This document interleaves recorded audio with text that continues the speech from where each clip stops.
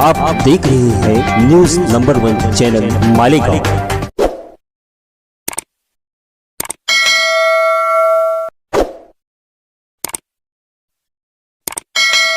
मैं हूं साकिर साहब और आप देख रहे हैं न्यूज नंबर 1 चैनल। आइए नजर डालते हैं शहर की कुछ खास खबरों पे। शहर की हर छोटी बड़ी खबर पर न्यूज नंबर 1 की नजर। अस्सलाम वालेकुम, मैं सरफराज पठान आवामी विकास पार्टी का नासिक शहर अध्यक्ष हूँ। कल मुंबई में जो राज ठाकरे की सभा हुई, उस सभा के बाद से कंटिन्यू हर एक चैनल पे, हर एक सोशल मीडिया चैनल पर बस राज ठाकरे के सभा का एक क्लिप चल रहा है। वो क्लिप है मस्जिदों के ऊपर लगने वाले भोंगे। एक बार फिर से एक पॉलिटिशियन जिसका नाम है राज ठाकरे, उसको मस्जिदों के माइक से अचानक प्रॉब्लम होने लगी। क्यों होने लगी ये सबको समझ में तो आ गया होगा, लेकिन आज एक बार मैं अपना पुराना अनुभव आप लोगों के साथ में शेयर करना चाहता हूं और राज ठाकरे को छोड़ने का कारण क्या है उस पर ही बात करूंगा। मुझे काफ़ी लोग जानते होंगे, करीबन 5 से 7 साल मैंने महाराष्ट्र नवनिर्माण सेना में काम किया हूं और उसके बाद मैंने उस पार्टी को छोड़ दिया और उसके बाद कभी भी कोई पॉलिटिकल पार्टी मुझे पसंद नहीं आई और ना ही मेरा जाने के लिए उसमें मन हुआ, क्योंकि जो जहर वो लोग उगलते हैं अपने मुंह से और जो हिंदू मुस्लिम भाईचारे को तोड़ने की कोशिश करते हैं, दो समाजों को लड़ाने की कोशिश करते हैं, तो वो मुझे पसंद नहीं आता। इसलिए मुझे आज तक के कोई लीडर पसंद नहीं आया। इसलिए मैं आवामी विकास पार्टी ज्वाइन करके, जो हमारी खुद की घर की पार्टी, हमने तो खुद की पार्टी बनाई और उसमें ही जुड़ा हूँ। मैं बात करता हूँ राज ठाकरे की। राज ठाकरे को छोड़ने का कारण भी ये था कि राज ठाकरे की जब पार्टी हमने ज्वाइन की है तो उस वक्त में हमारे को पता नहीं था कि राज ठाकरे ऐसा लीडर है जो दो समाज में तेड़ निर्माण करेगा, कोई गरीब गरीबों को हमारे को मारने लगाएगा या उनके ठेले पलटी करने लगाएगा। जैसे जैसे हम पार्टी में जुने होते गए, हमें उसकी पॉलिसी से परहेज होने लगा। हमारे को उत्तर बिहारी लोगों का विरोध करना सिखाया गया, हमारे को उत्तर बिहारियों से नफरत करना सिखाई गई। जैसे चीज़ हमारे को समझने लगी, उसके बाद हमने द्वारका से हमारा महाराष्ट्र नवनिर्माण सेना का बोर्ड निकाल दिया और उस पार्टी को छोड़ दिया, क्योंकि हमें हमारे धर्म ने भी और हमारे कल्चर ने भी ये सिखाया है कि हिंदू मुस्लिम सब भाई भाई है। कई सारे हमारे पैगंबर आए हैं, हर पैगंबरों ने हमें यही सिखाया है कि हर समाज, हर जात के लोगों से प्यार करो, उनके साथ भाईचारा रखो। हमारे धर्म में कभी भी किसी के मंदिर से भोंगे उतारना या किसी के चर्च से या गुरुद्वारे से ये नहीं सिखाया गया है और ना ही हमारे घरों में सिखाया जाता है। और जिस पार्टी में भी काम करता हूँ वहाँ पर भी ये सिखाया नहीं जाता है। लेकिन महाराष्ट्र नवनिर्माण सेना में जब उत्तर भारतीयों से नफरत करना, उनके ठेले पलटी करने, ये सब चीज़ों को बताया जा रहा था, हमें वो बर्दाश्त नहीं हुआ। द्वारका एरिया में खास करके मैं आज से 10 साल पुरानी बात कर रहा हूँ, 8 से 10 साल पुरानी, जब मैं महाराष्ट्र नवनिर्माण सेना में था, हमारे द्वारका पे कभी हमने उत्तर बिहारी लोगों को तकलीफ़ ना दी ना होने दी। जब भी उत्तर बिहारी लोगों के खिलाफ़ में, यूपी एमपी लोगों के खिलाफ़ में, भैया लोगों के खिलाफ़ में आंदोलन या मोर्चे किए जाते थे, द्वारका पे ना किसी गाड़ी, किसी ठेले की भैया की गाड़ी पलटी होती थी, न उसको मारा जाता था, न उसको तकलीफ़ दी जाती थी। हमने हर वक्त भाईचारे पर बिलीव किया, हिंदू मुस्लिम एकता पे बिलीव किया और सबको एक साथ लेके चलने की कोशिश की और आज भी करते आ रहे हैं। लेकिन अचानक राज ठाकरे का ये इंटरव्यू देखने के बाद में लगा मुझे कि मैं बात करूं और राज ठाकरे को ये पहले से आदत है भड़काऊ भाषण देना, तेड़ निर्माण करना, कार्यकर्ताओं को वर्गलाना, कार्यकर्ताओं से उल्टे सीधे हरकत करवा के लेना, उसके बाद वो कार्यकर्ता जेल में जाए या किधर जाए कोई लेना देना नहीं।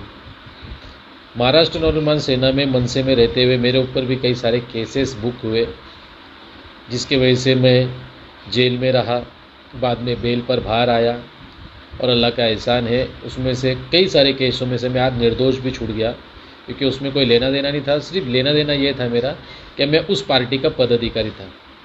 मनसे का पदाधिकारी होने की वजह से मेरे ऊपर खोटे गुने दाखिल किए गए थे, क्योंकि मनसे के ज़्यादातर कार्यकर्ता और लीडर्स तोड़ फोड़ मारपीट में बिलीव करते थे और उस टाइम में उत्तर बिहारी लोगों को जो तकलीफ होती थी उसको लेके गुने दाखिल होते थे। लेकिन हमने कभी द्वारका पे हमारे एरिया में किसी का ठेला नहीं तोड़ा और किसी को मारा नहीं, लेकिन फिर भी कहीं ना कहीं आंदोलनों के माध्यम से, कहीं ना कहीं कुछ वजहों के माध्यम से हमारे ऊपर खोटे गुने दाखिल करे गए और हमें टारगेट करने की कोशिश करी गई। लेकिन हमने बता दिया कि हम सच का साथ देने वाले लोग हैं, गलत का मनसे में रह के भी हमने साथ नहीं दिए और गलत आदेशों को हमने कभी फॉलो नहीं किए।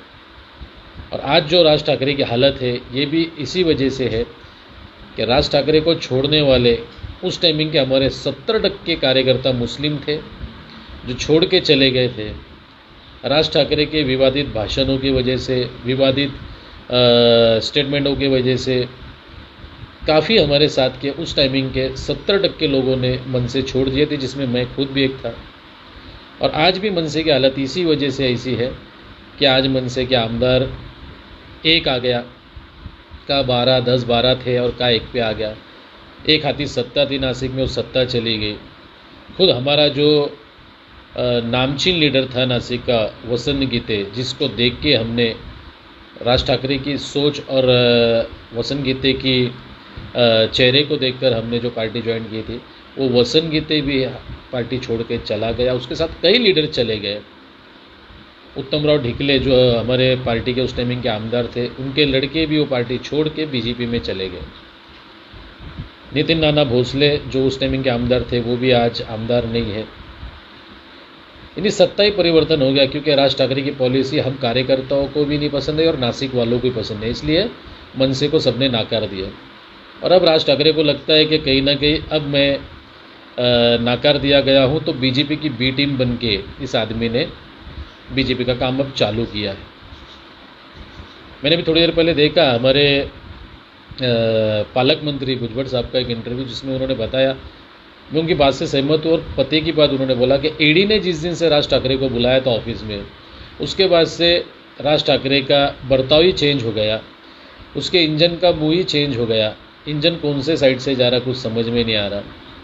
जो आदमी बीजेपी के खिलाफ बोलने वाला, लावरे वीडियो बोलने वाला, अचानक में बीजेपी की टोन पे चलने लग गया, तो समझ में ही नहीं आ रहा है कि यह आदमी बीजेपी की बी टीम बन के काम कर रहा या खुद का अस्तित्व बनाने की काम कर रहा।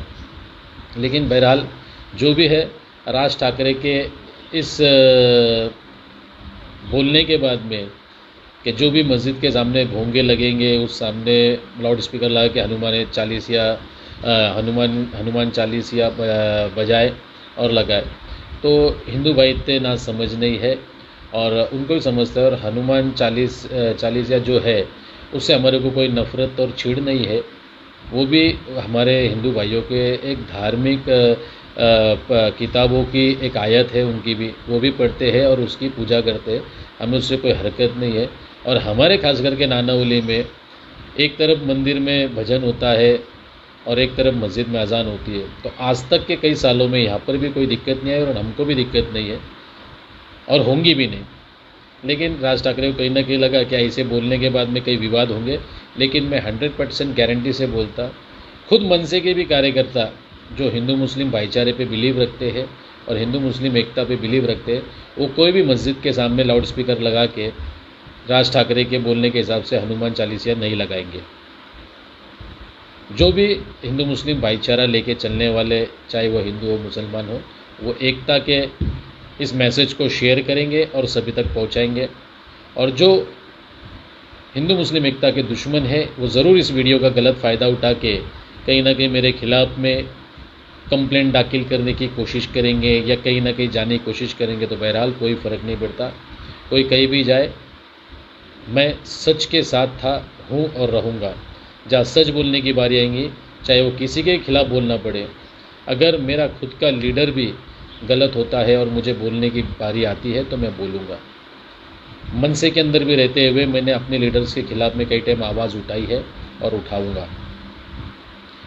चाहे वो राज ठाकरे हो, नरेंद्र मोदी हो, उद्धव ठाकरे हो, शरद पवार हो, सोनिया गांधी हो या शमशेर पठान हो या असदुद्दीन ओवैसी हो, कोई भी पार्टी का कोई भी लीडर हो, अगर वो गलत बात करेगा, गलत बयानबाजी करेगा, दो समाज को आपस में लड़ाने का काम करेगा, हम लोग बर्दाश्त नहीं करेंगे, हमारे ऐसे कार्यकर्ता बर्दाश्त नहीं करेंगे और इसके खिलाफ आवाज़ उठाएंगे।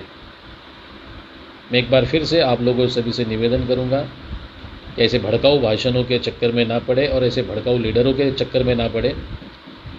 रमज़ान का महीना है, पाक महीना है, अच्छे काम करे, सबको लेकर चले, भाईचारा बढ़ाए, हिंदू मुस्लिम एकता की नासिक में मिसाल बनाए। इंशाल्लाह ऐसे कोई विषय है मेरे पास तो आप लोगों के साथ ज़रूर शेयर करूँगा। जय हिंद, खुदा हाफिज़। इस वीडियो को लाइक करें, हमारे चैनल को सब्सक्राइब कर बेल आइकन जरूर प्रेस करें